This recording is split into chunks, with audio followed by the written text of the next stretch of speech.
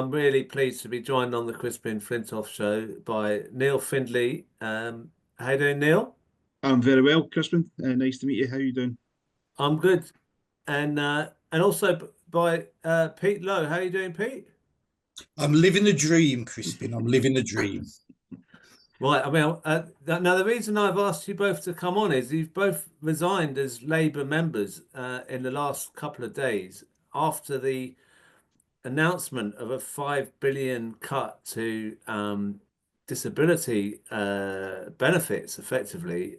I'd just like to kind of talk about your statements that you both made on this, your resignation statement. I mean, I think your statement, Neil, I mean, I've read it a couple of times. It's sort of covers everything, but it's fantastic. I'll just read it out. At a time when more people are going hungry, fuel bills are soaring, and the cost of living is leaving working class families unable to afford the basics, a Labour government should be going after the billions lost in corporate tax fraud and avoidance. It should be making those companies that pollute our environment pay, and it should be introducing a wealth tax on the super rich, but instead you choose to punish and stigmatise the weak, poor, and the vulnerable. In its 125-year history, the Labour Party has had at its forefront political giants such as Keir Hardie, Clem Attlee, Jenny Lee, Nye Bevan, Harold Wilson, Tony Benn, and John Smith. People who genuinely believed that the Labour Party was, in Wilson's great phrase, a moral crusade or it was nothing. Today you lead a government that is betraying Labour's proud history and lays waste to any claim of moral principle. I don't think anyone could put it better than that, really. Although I'm sure Pete could try. Um, but the Labour Party you joined, I mean, you talk about it there about the people who the pioneers of the Labour Party. This is nothing like what you joined. I mean, it, what, tell us more Well, about what you feel about leaving a party you were in for 35 years. uh, in some it's in some ways a sense of relief, Crispin, I have to say, because this has been building for some time. Um, I joined in I think the late 80s, probably 1988, nine, as a 19-year-old, 20-year-old, whatever it was. Um, having seen my community ravaged by the miners' strike, the closure of British Leyland nearby, which employed 8,000 people at its peak. The poll tax had just come in. And, whilst I was no great fan of Neil Kinnock, but I did believe that Labour was the party of the working class, that if you got a Labour government, then there would be a reversal of some of the worst aspects of Thatcherism. There would be a society where there'd be a move towards equality, justice, and fairness. And I had my local MP was Tam Dael, who was a huge figure in my life, a great man of independent mind, who he and I could not have come from uh, more different social circles. But we got on like a house on fire, and he was a great encouragement to me to get more involved in politics and to stand for election. And people like Tam would be aghast at what is going on in the Labour Party at the moment. And he certainly would not have remained silent, I can assure you of that. So it's been a long time coming. I think the general election, Starmer's election as leader, where he lied his way, he duped the membership to elect him in the first place on a programme that he put forward that would continue some of the many of the policies from the previous leadership. He, of course, shredded them as soon as he was elected. And then he put forward a prospectus to the country, in which was a pack of lies. Um, and he is someone who is a quite consistent liar. He finds it very easily. And when we saw, what they did with the two-child cap, the winter fuel allowance, the WASPy women, and for me, the final straw was last Tuesday with the benefit cuts. My brother has advanced multiple sclerosis, He's bedbound in a care home. And the inference in that, he would run to work tomorrow if he could.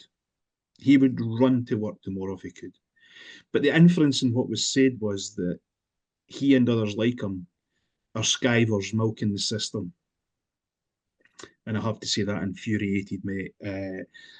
I know the people around me who are skivers and who milk the system.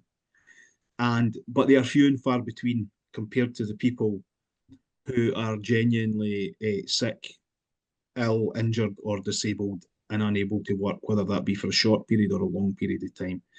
And to lump all those people together as chancers and skivers, I found insulting and frankly nauseating.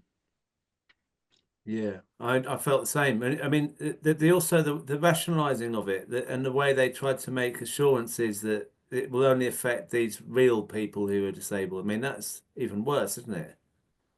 Well, yeah, the lack of compassion or any sense of humanity when people were getting like Streeton and Kendall and that clown who was interviewed yesterday, Torsten Bell or whatever his name is. The lack of any empathy and compassion. I actually be one of the, and I'm sure Pete agrees with me that one of the first things that you should be required to have when you're a representative, whether that be a shop steward, whether that be a councillor or an MSP, MP, or whoever, is to have some humanity and compassion for the people that you deal with on a day in, day out. And some of the folk who were on over the weekend and have been speaking this week seem to have a compassion bypass.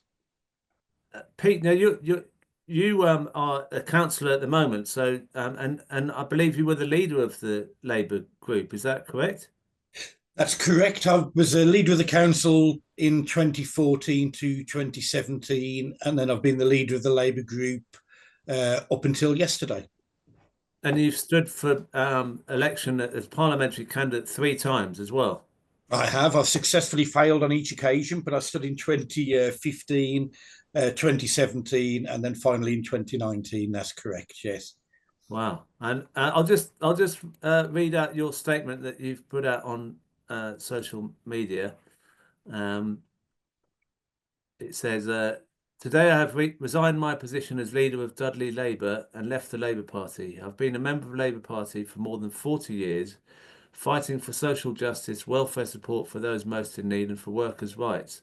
Although I have contemplated my future in the party under Sir Keir Starmer's leadership over the last few years, I always believed I could better serve my community from within the Labour Party. I no longer believe that is the case. The National Party leadership is not only silencing voices within the party who dare to speak up for those who we were elected to serve, but they are also attacking the most vulnerable in society. First, they came for the pensioners and our children, and now they are coming for the sick, vulnerable, and disabled. That sounds similar to what Neil was saying. It's kind of this is the final straw. You'd already been thinking that it wasn't right with Starmer, but this last thing on Tuesday is the thing that actually made you leave. The story is very similar to what Neil outlined. Now, I joined the Labour Party at the age of 15 towards the end of the miners' strike. Myself, my family, my friends, we collected food parcels for the NUM during those days. And I joined the Labour Party when there was actually a number of other alternatives at that time. But I saw within the Labour Party a mass movement of working class people that could actually be brought together, a safe space, a party of tolerance, a party of unity, a party that was deeply entwined with the trade union movement. And I've been within that party for the last 41 years. And to be perfectly honest, Crispin, it's not so much anger, it's heartbreak at the moment. It's heartbreak that I find myself no longer with a political home within the party that has been the longest relationship of my life. And it's never been perfect, as Tony Benn said. It's never been a socialist party, but it's always been a party with many socialists in it. And I'd always had a space within there to be able to argue, to articulate my views, to be able to win some battles and lose some battles. I've campaigned in every single election since 1985. I've voted in every leadership election. My candidate only ever won once in 2015, but I voted. I recognised the democratic mandate when that came out. And I look towards taking those arguments behind closed doors, reaching a collective decision and then campaigning on that. But over the last couple of years, what I've found is that when I fought against PFI in the end of the 1990s against the Labour government, I could proudly do that and still hold my Labour Party placard up and wear my Labour Party stickers because I was surrounded by brothers and sisters in the trade union movement. But I found myself more recently actually being embarrassed or not being allowed to demonstrate what I believe, and principally on an international stage, is some of the views that I personally hold, and I can say with some passion now, free Palestine.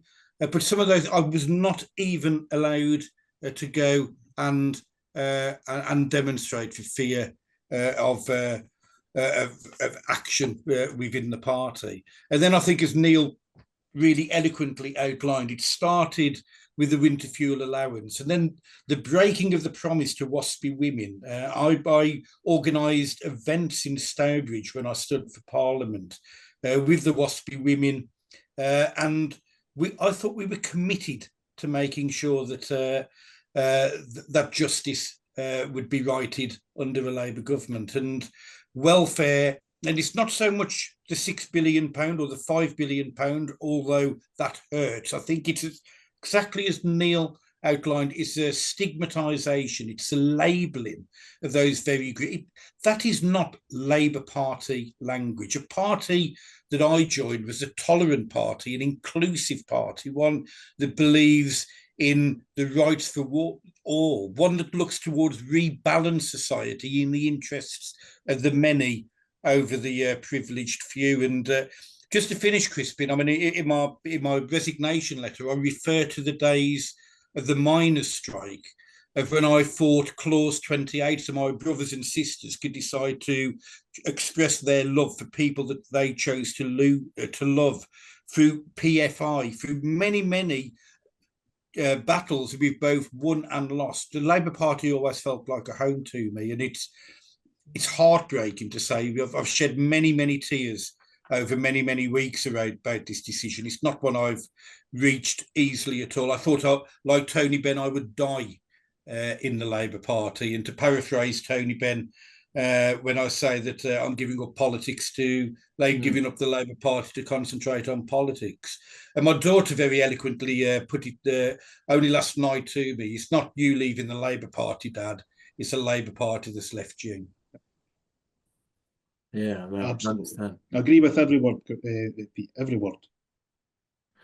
I mean, there's a few things that you said. I mean, one thing I noticed is Starmer doesn't say working class; he says working people all the time. The people who are representing Labour in the cabinet and stuff like that, they don't have any connection with the working class, do they? I mean, that's finished. Do you think that's Well, some of them do though. I mean, Rayner and the likes, they've got, she's got that kind of background, and she sat there on Tuesday like a nodding dog next to Kendall as the statement was being made, and I'm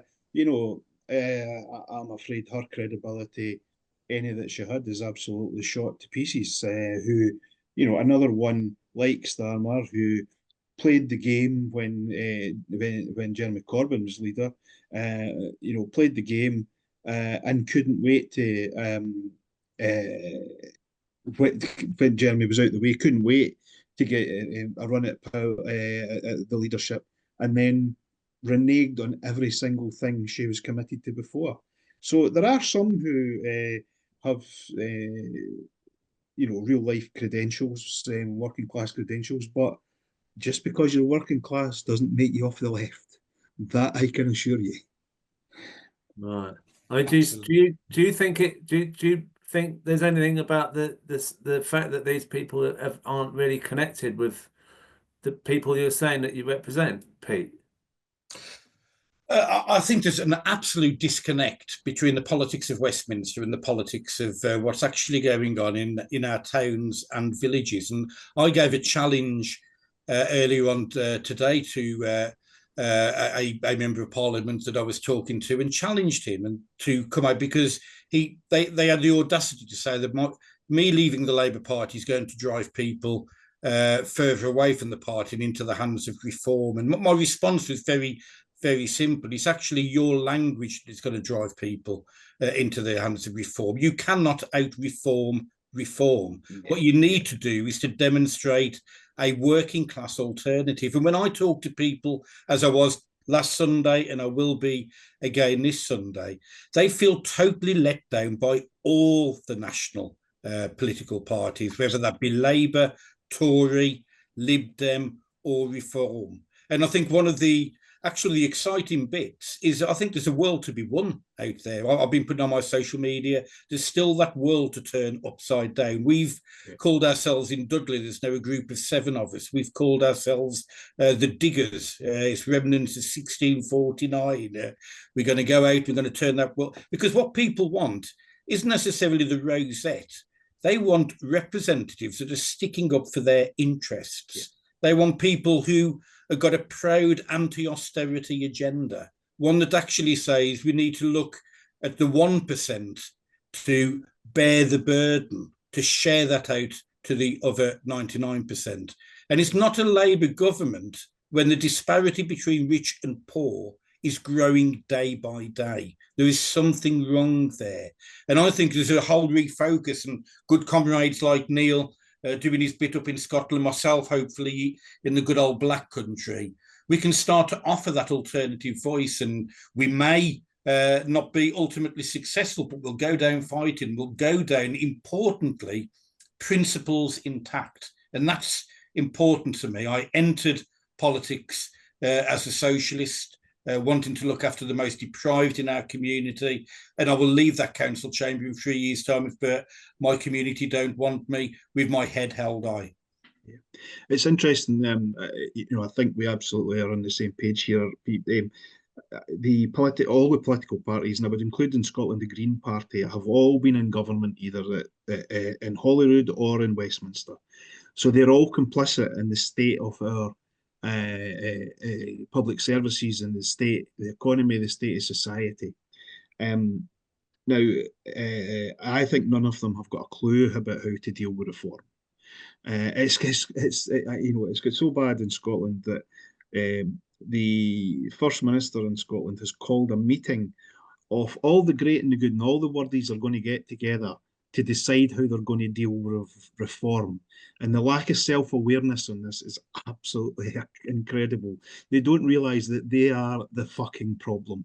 Part of my analysis of it is that the way in which Labour should be dealing with reform is not like their parliamentary candidate in the by-election has done today, which is absolutely breathtakingly despicable, in launching a petition to close an asylum hostel, which frankly is, I am lost for words with that, I honestly am.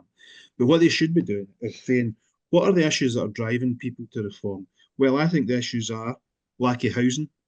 I think the issues are competition for public services. And I think the issues are low pay and poverty. So if you are living in a rundown town or village where your son or daughter can't get access to social housing, if you can't get a dental appointment or a doctor's appointment, if there's a scrap for places at a decent school, then if you don't get those things, but someone else does, and that someone else doesn't speak the same as you or look the same as you, then it's easy to point the finger and say that they're the problem rather than the system's the problem and the underinvestment of public services is the problem.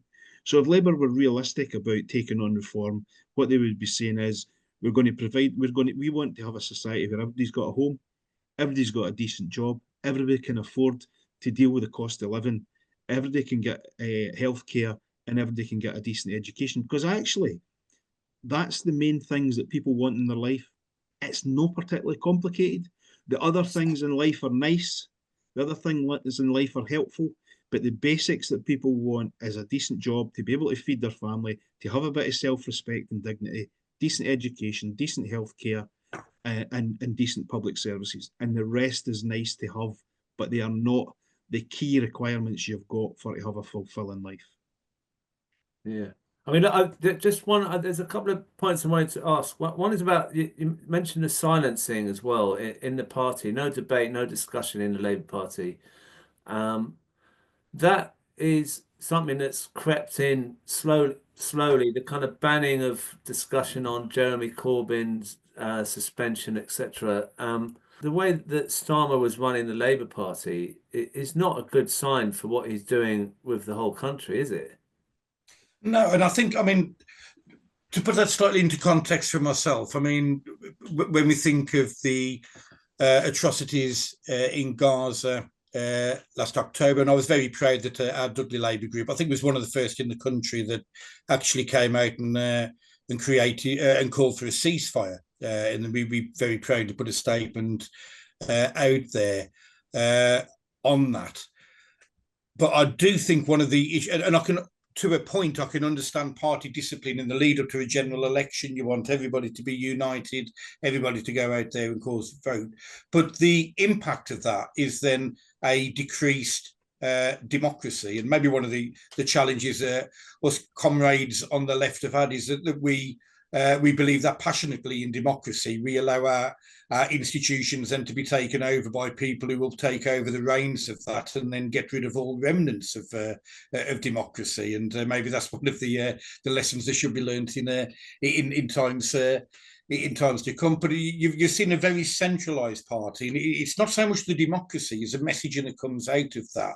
It's very similar to the Blair years, in that people surround themselves with paid officers in suits, as opposed to people who've got an insight as to what's actually going on. So you become more and more distant to the realities that are going on. And then what you do, you actually then turn against those critical friends who are explaining this situation to you. And all of a sudden they are labelled as being the problem rather than the solution. And that the parties then become that entwined with what's going on, that actually you can't speak out for fear of expulsion, fear of having the whip removed. Look at the likes of Richard Bergen and Sarah Sultana and some of the good champions within Westminster, whose experiences speak volumes to themselves. And it's that disconnect. And Neil was absolutely spot on with regard to the by-election. It's one of the most appalling things I've ever seen a Labour Party representative put. I mean, how dare they? How dare they pretend to be part of a Labour movement that then stigmatises people who are seeking refuge? How dare they? And that's not a party that I joined in 1985. It's got no resemblance to actually building bridges rather than walls. It's absolutely an appalling state.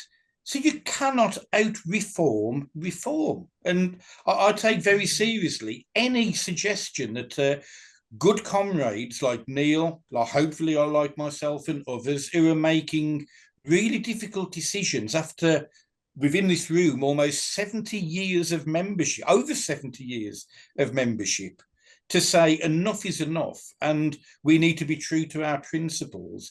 But if the Labour Party can't wake up and smell the fair trade coffee when that's happening, and I'll tell you something, Crispin, what they don't realise is actually not Neil and it's not Pete Lowe. In Dudley, there are hundreds of people leaving the Labour Party as a result of what we do. And no doubt Neil will have similar experiences. I've had, Crispin, dozens of messages from members of Parliament over the last 24 hours who can't or won't speak out publicly, but share their solidarity and understanding for the decision I've made. And my Labour group in Dudley was 30, is now 27 councillors, are all friends, are exceptional people. I don't agree with them all politically, but we had that safe space where we could debate, discuss, and then find a unifying situation. The Labour Party is losing the people what deliver for them, the people that deliver that election. So you may end up with 300 people in suits, but the tens of thousands of people who knock on the doors day in, day out, social media, go and deliver all of those leaflets, donate tens of thousands of pounds for the party, they're going, and they're going at pace. Well, actually, picking up on that, Pete, in Scotland, they, frankly, they have gone quite some time ago in the main. The party in Scotland, because of the politics of Scotland referendum and all that stuff, independence referendum, lost a number of, a big number of activists. There was a resurgence, but not in any way to the same extent as the resurgence in England under Jeremy. There was an influx of members, but not in the same numbers. And if I look at the standard picture that people post on social media when they're out campaigning, it's the payroll vote. It's the candidate and their partner and a few councillors and nobody else. I mean, it is literally, and by the way, I have to say, this is across the board in Scotland. None of the parties, the SNP, have lost tens of thousands of members as well. They used to go out in droves after the independence referendum. They are down to the payroll vote as well. So political activism up here is nowhere near, anywhere near what it has been historically. And I think some of these people think political activism is clicking a mouse these days. But there really is a problem. And in terms of the conduct of the party, I mean, we've had the usual corruption and selection contests for up here for Parliament. They're trying to block candidates, very good candidates. Generally, people on the left in the Labour Party in Scotland don't come forward as candidates anymore. They've given up. But even the few that do are getting blocked. We saw Starmer fixing the leadership rules so that it's harder to challenge. He has a small clique of people who make the decisions, and then those decisions are filtered out. I think there probably is zero cabinet debate or very little. And of course, we had MPs suspended for having the audacity to try and prevent child poverty. That is the current state of a once proud and great party, and it is utterly bereft of morality. Neil, have you had messages of support? Because Pete was saying something that was quite eye-opening about how many messages from especially MPs there. I've been inundated. I mean, I don't know how many now, hundreds and hundreds and hundreds of messages. From some from unusual quarters, I have to say. Many from people I've never met. A lot from people I know personally. I think the most concerning thing for the Labour Party is that the common theme that I am picking up from the comments are from people who said, well, you know, I got pissed off with Labour in Scotland post the independence referendum, but I went back to them in 2024 in order to get rid of the Tories, but never, ever, ever again. And the second theme is I have it from people, and these are many people I know personally, and I would call them the core of the core vote. These are the ultra loyal people who, through thick and thin, I know personally, have always been Labour voters, and they are saying, that is it, I am finished. So it's been interesting. I have had contacts from former colleagues in Parliament, the ones I would have expected to have contact from, people who, personal friends and people who I've worked with for a number of years. MPs at Westminster, some of them have been in touch, people again who I've worked with over the years. No one from either the Scottish or UK Labour leadership has made any comment. I didn't expect them to. In fact, I'm glad they didn't, because it would have been a rank hypocrisy. Well, I hope that more people come forward and do the same thing, because I'm scared if they win in Runcorn, I'm worried that he'll think he's got away with what he's doing, and what else is he going to do then? I mean, it's I think they'll lose. I think they will lose. I think they've got a real fright coming. I mean, if you think of this, right, I would like to see a piece of work done that's, well, let's think of this on a basic level. How many WASPy women will be in that constituency? How many people who have lost their winter fuel allowance will be in that constituency?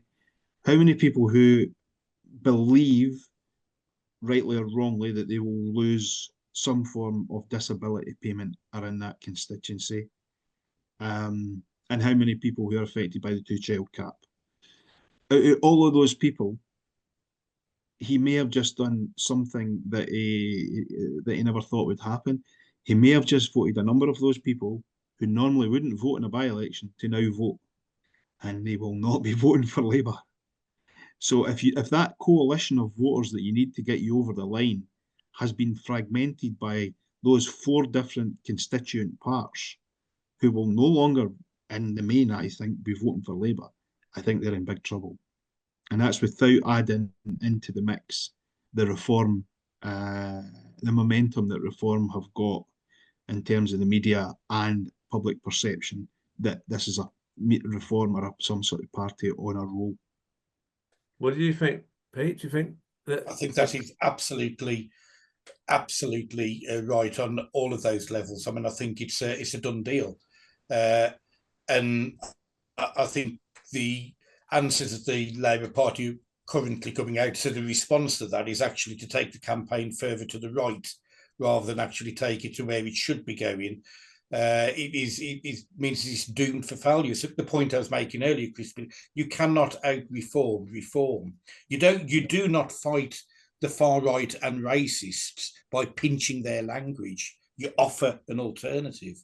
And again, come back to a good old Tony Benn quote when he talks about each generation go through the same battles. The war is never over. I'm sure yourself, Crispin, I know that Neil, we've proudly stood and fought the fascists and the far right when they've come in.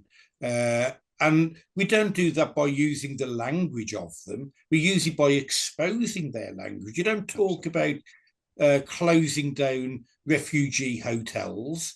We have the discussion about how tolerance actually makes a world a more peaceful place. How by actually including people. We have a thing in the Black Country. I don't see the Black Country flag behind me. It's one of the things I was proud of developing or helping to promote 11 years ago now. And that was about actually getting pride of place. It's about making sure that we can actually have a vehicle to promote unity. So irrespective of the colour of your skin, irrespective of who you choose to love, indeed, irrespective of your social class, everybody can be valued there. And that's the kind of language that we need to start to go back. And to go back to what Neil was saying very, very early, politics is simple. Peace, land, bread, freedom. It's actually a relatively, and politicians often overcomplicate that. Now, many of the people I represent haven't necessarily the interest in politics that I have. That they probably live far more privileged lives as a result of that. I'm a Wolves season ticket holder and a socialist. I'm not actually got that many advantages in my direction. But what they do recognise is people who fight their corner, who will actually look towards what is important to them. And it starts by my young child can't get a place at their primary school. Why is that? There's a pothole in my road here in the council estate, yet that posh street of 4-bedroomed en-suite houses seems to have a carpet as a road. Yeah. Why is that? And those are the arguments that we have got to take, and it's difficult, as it always is for socialists, because it's door to door, street to street, and community by community. We haven't got the millions that our opponents will, but that's the challenge that we've got. And I think as Neil was talking about his excitement to leaving that, and I said that I was heartbroken. I actually feel revitalised. I feel like that 15-year-old kid again, collecting food for the miners. The unfortunate thing is now I'm collecting food for bloody food banks in the 6th richest nation in the world, and there's not enough people questioning that, and that's what's got to change. And there's a world to win out there, Crispin, and yeah, I'm determined that we'll do our bit in trying to create that.